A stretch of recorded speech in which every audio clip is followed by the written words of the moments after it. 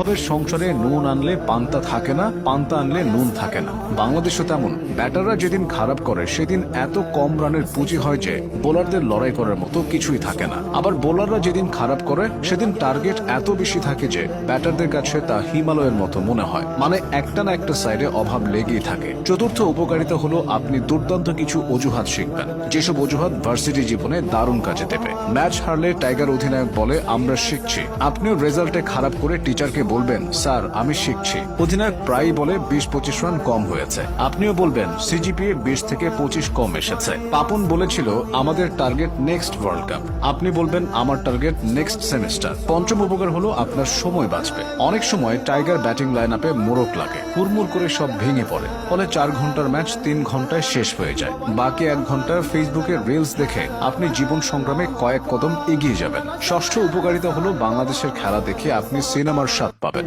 কখনো থ্রিল, কখনো কমেডি, সব জনরার সিনেমার স্বাদ পাবেন শুধু ক্রিকেট খেলা দেখলে। টাইগাররা প্রায় সহজ ম্যাচ কঠিন করে যেতে এটাই থ্রিলার সিনেমার স্বাদ পাবেন। কখনো তারা আবার হাস্যকর ভাবে হারে, এতে কমেডি মুভির ফ্লেভার পাবেন। আর ট্র্যাজেডির স্বাদ তো লেগে আছে।